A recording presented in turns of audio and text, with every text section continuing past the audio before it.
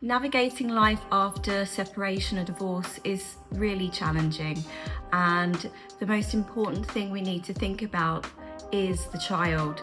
We have to put aside our differences and our feelings about what happened in the past with our previous relationship and think about the child, because they didn't ask for this to happen, and we want to make them feel as secure and happy as possible. First tip is to prioritize your child's well-being. Always keep your kids' emotional, physical, developmental well-being at the forefront of this journey. This means setting aside personal differences and focusing on stability, love, and consistency.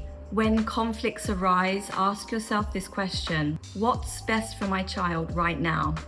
Remember, children are highly perceptive and they can pick up on tension and conflict, which can affect their sense of security. By prioritizing your children's needs over adult disagreements, you help foster resilience and confidence.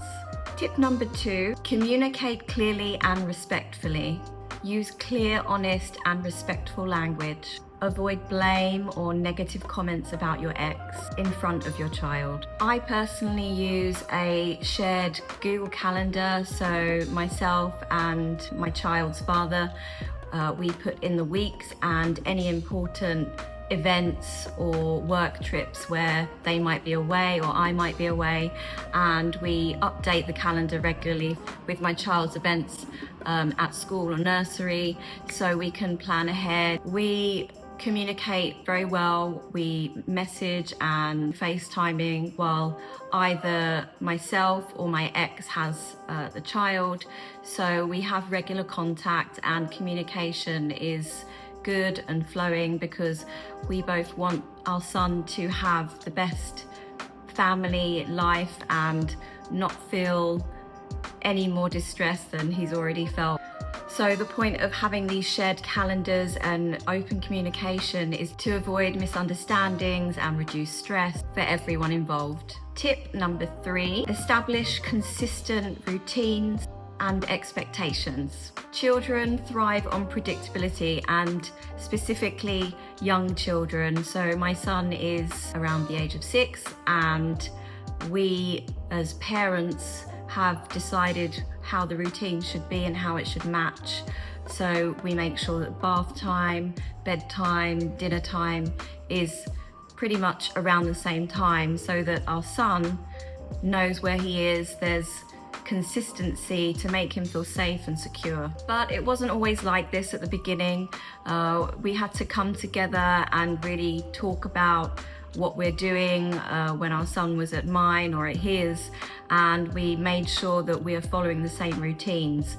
Not everything is going to be exactly the same, but for our child's well-being, we've made it as similar as possible. For example, screen time.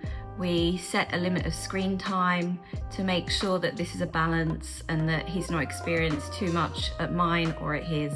And it's so important to continue communicating if anything is changing, because young children, their routines start changing as they get older, and we want to make sure that we are always aligned.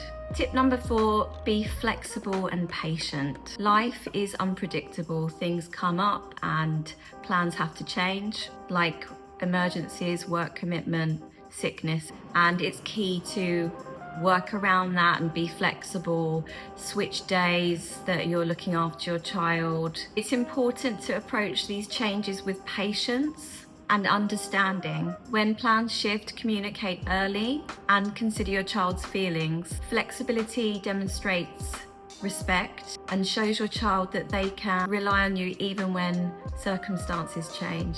Tip number 5 is set boundaries and respect the boundaries. Healthy boundaries are essential in the co-parenting journey. It's important to clarify your roles, what decisions you handle alone, and where your ex's input is needed. Respect each other's parenting styles and avoid overstepping.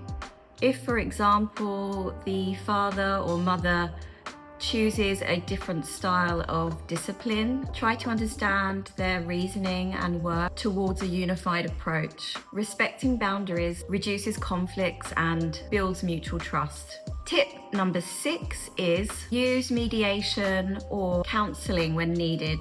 Sometimes disagreements can become intense or persistent. In those cases, seeking the help of a professional or a family counsellor is a good idea. They can facilitate constructive conversations, and they can also help clarify issues that are coming up and guide you mutually towards a shared goal for your child. Tip number 7, foster positive relationships between the kids and both parents. Encourage your children to have positive, loving relationships with both parents. Avoid speaking negatively about the other parent, as this can create conflict and confusion about loyalty for your child, and we don't want to go there. Support your child's bond with the other parent by facilitating visits and encouraging phone calls and FaceTimes or shared activities together.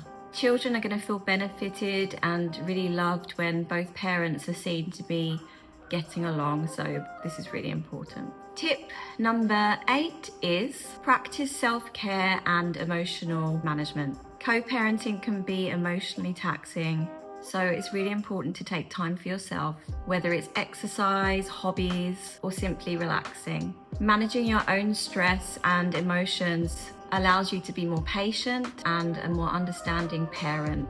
When you're emotionally balanced, to handle conflicts calmly and thoughtfully make decisions. Remember, successful co-parenting is a journey and it takes a lot of patience and time. Give yourself time to feel the feelings. Take it slowly. It takes effort and above all, love for your children.